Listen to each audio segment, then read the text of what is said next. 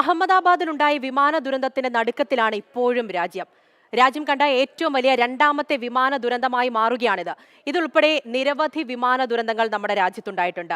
പ്രധാനപ്പെട്ട 10 വിമാന ദുരന്തങ്ങൾ, അതും മരണസംഖ്യയുടെ അടിസ്ഥാനത്തിലാണ് ഈ വിവരങ്ങൾ ഇപ്പോൾ നൽകാൻ പോകുന്നത്. ആദ്യം രാജ്യം കണ്ട ഏറ്റവും വലിയ വിമാന ദുരന്തം ഉണ്ടാകുന്നത് 1996 നവംബർ 12 ഹരിയാനയിലെ ഝാർക്കിയിൽ വെച്ചാണ്.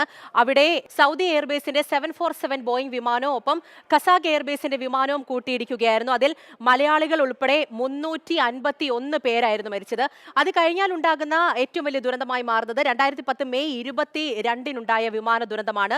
അത് ദുബായിൽ നിന്ന് വന്ന എയർ ഇന്ത്യ എക്സ്പ്രസ് ബോയിങ് 737-800 വിമാനം അത് മംഗലാപുരം ബജ്പേയി വിമാനത്താവളത്തിൽ ഇറങ്ങുന്നതിനിടെ കൊക്കയിലേക്ക് മറിയുകയായിരുന്നു. അതിൽ തീ പിടിച്ചു. അങ്ങനെ 158 പേരാണ് അന്ന് മരിച്ചത്.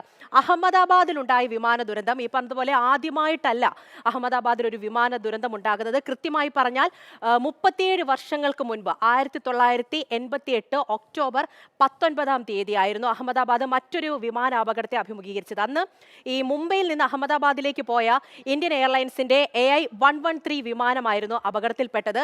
അതിൽ 133 മരണമാണ് അന്ന് ഉണ്ടായത്. അങ്ങനെ അത് കഴിഞ്ഞാൽ പിന്നെ രണ്ടാമതുണ്ടാകുന്ന വിമാന ദുരന്തമാണ് ഇന്ന് നമ്മൾ കണ്ടത്.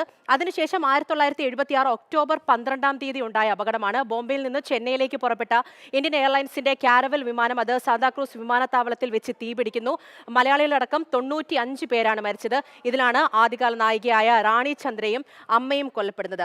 പിന്നെ 1962 ജൂലൈ 21 വിമാനാപകടം സിഡ്നിയിൽ നിന്നുള്ള അലറ്റാലിയ 771 വിമാനം അത് മുംബൈക്ക് 84 കിലോമീറ്റർ വടക്ക് കിഴക്കായിട്ടൊരു കുന്നിൽ തകർന്നു വീഴുകയും അതിൽ 94 പേർ മരിക്കുകയും ചെയ്തു. അത് കഴിഞ്ഞാൽ 1990 ഫെബ്രുവരി 14 ഉണ്ടായ വിമാന ദുരന്തം മുംബൈയിൽ നിന്നുള്ള ഇന്ത്യൻ എയർലൈൻസിന്റെ വിമാനം അത് ബംഗളൂരുവിൽ തകർന്നു വീഴുകയും 92 പേർ മരിക്കുകയും ചെയ്തു.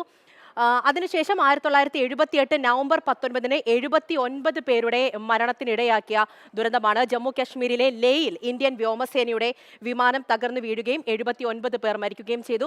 അത് കഴിഞ്ഞാൽ 1991 ഓഗസ്റ്റ് 16 ഉണ്ടായ അപകടം കൊൽക്കത്തയിൽ നിന്ന് ഇംഫാലിലേക്ക് പുറപ്പെട്ട ഇന്ത്യൻ എയർലൈൻസിന്റെ 737 വിമാനം അത് ഇംഫാലിനടുത്ത് വെച്ച് തകർന്നു വീഴുകയും 69 പേർ മരിക്കുകയും ചെയ്തു. 1993 ഏപ്രിൽ 26 അപകടം ഔറംഗാബാദിൽ ഇന്ത്യൻ എയർലൈൻസിന്റെ ബോയിങ് ചിഗൽത്താന വിമാനത്താവളത്തിനടുത്ത് വെച്ച് തകർന്നു വീഴുകയും 56 പേർ മരിക്കുകയും ചെയ്തു. പിന്നെ 1973 മെയ് 31 ഇന്ത്യൻ എയർലൈൻസിന്റെ ബോയിങ് വിമാനം അത് ദില്ലിയിൽ തകർന്നു വീഴുകയായിരുന്നു. 48 പേർ അതിൽ മരിച്ചു. അതിലാണ് കേന്ദ്ര ധനമന്ത്രിയായ മോഹൻ കുമാരമംഗലം അടക്കം മരിക്കുന്നത്.